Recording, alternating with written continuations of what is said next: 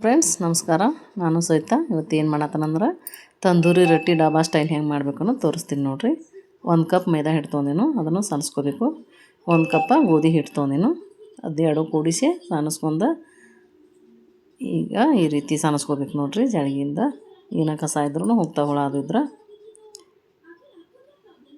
ಈಗ ಅದಕ್ಕೆ 1 ಚಮಚೆ ಸಕ್ಕರೆ ಹಾಕಾಕತ್ತೀನಿ. ಸಕ್ಕರೆ ಯಾಕೆ ಹಾಕ್ಬೇಕಂದ್ರೆ ಟೇಸ್ಟ್ ಬರ್ತೈತೆ ರೀ, ರುಚಿ ಆಗ್ತಾವೆ, ಕಲರು ಚೇಂಜ್ ಆಗ್ತೈತಿ, ಅದ್ರ ಸಲ ಹಾಕೋಬೇಕು ರೀ.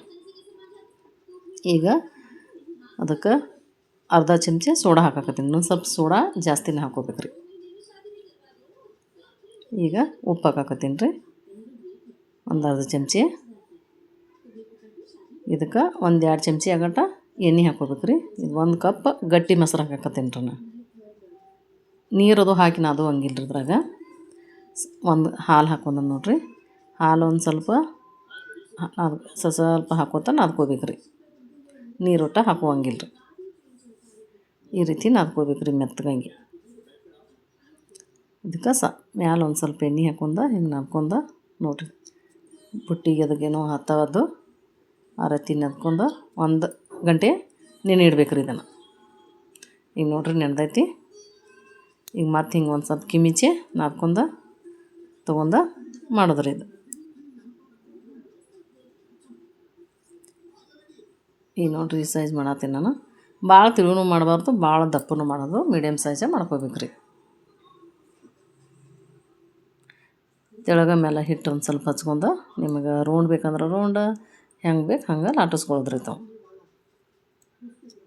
ಡಾಬಾ ಸ್ಟೈಲೆಲ್ಲ ಹಿಂಗೆ ಕ್ರಾಸ್ ಮಾಡಿರ್ತಾರೋ, ನಾನು ಒಂದು ಸ್ವಲ್ಪ ಉದ್ದು ಮಾಡತ್ತೀನಿ. ಅದ್ರ ಮೇಲೆ ಕೊತ್ತಂಬರಿ ಸೊಪ್ಪು ಹಾಕ್ಕೊಳತ್ತೀನಿ ರೀ. ಆಮೇಲೆ ಕರಿ ಎಳ್ಳು ಸ್ವಲ್ಪ ಹಾಕ್ಕೊಳತ್ತೀನಿ.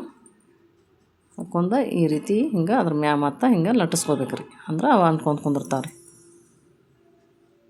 ಈಗ ನೋಡಿರಿ ಈಗ ಇದು ಬೇಗ ಎಣ್ಣೆ ಅಲ್ರಿ ಅದ ನೀರು ಹಚ್ಚಾಕತ್ತೀನಿ ನಾನು. ನೀರು ಹಚ್ಕೊಂಡು ಅದನ್ನು ಮಾಡಿರೋದು ಇದ್ರೊಳಗೆ ಇಟ್ಕೊಂಡು ಬೇಯಿಸ್ಕೋಬೇಕು ರೀ. ಈಗ ನೋಡಿರಿ ಅದು ಹೆಂಗೆ ಬಬಲ್ಸ್ ಗತಿ ಬರತೈತೆ ರೀ, ಉಬ್ಬಿ ಈ ರೀತಿ ಬರ್ಬೇಕು ರೀ ಅದು. ಈಗ ಇದನ್ನು ಹಿಂಗೆ ಹಿಡಿದು ಹಿಂಗೆ ಹೊಳಿಸಿನ ಬೇಯಿಸ್ಕೊಂಡ್ರೆ ಬರ್ತೈತೆ ರೀ. ಅದು ಬರಲಿಲ್ಲ ಅಂದ್ರೆ ಏನು ಮಾಡೋದ್ರಿ, ಒಂದು ಬೇರೆ ಇದನ್ನು ರೊಟ್ಟಿ ಬಿಸಿ ಮಾಡೋದಿರ್ತೈತ್ರಲ್ಲೇ ಸ್ಟ್ಯಾಂಡ, ಅದನ್ನು ತೊಗೊಂಡ ಈ ರೀತಿ ಹಿಂಗೆ ಡಬ್ಬ ಹಾಕಿ ಬೇಯಿಸ್ಕೋಬೇಕು ರೀ. ಅದನ್ನು ಹಿಂಗೆ ಹೊಳಿಸಿ ಬೇಯಿಸ್ಕೊಳ್ಳೋದು ನೋಡಿರಿ. ನೋಡಿರಿ ಮ್ಯಾಲೆ ತುಪ್ಪ ಹಾಕಾಕತ್ತೀನಿ ಅದಕ್ಕೆ. ಸ್ಮೂತ ಮಸ್ತ್ ಅಂದ್ರೆ ಮಸ್ತಾಗಿರ್ತಾವೆ ರೀ ಇವ.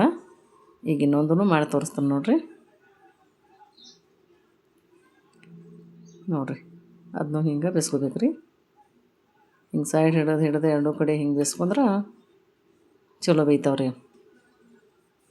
ಈ ರೀತಿ ಹಿಂಗೆ ಅದನ್ನು ಹಿಂಗೆ ಹೊಳಿಸಿ ಬೇಯಿಸ್ಕೊಂಡ್ಬಿಡೋದ್ರಿ. ನೋಡಿರಿ ಹೆಂಗೆ ಉಬ್ಬಾಕತ್ತೈತೆ ಅದ. ನೋಡಿರಿ ಕುರ್ಮಾ ಜೊತೆ ತಂದೂರಿ ರೊಟ್ಟಿ ರೆಡಿ. ಇಷ್ಟ ಆದ್ರೆ ಲೈಕ್ ಮಾಡಿರಿ, ಶೇರ್ ಮಾಡಿರಿ. Thank you.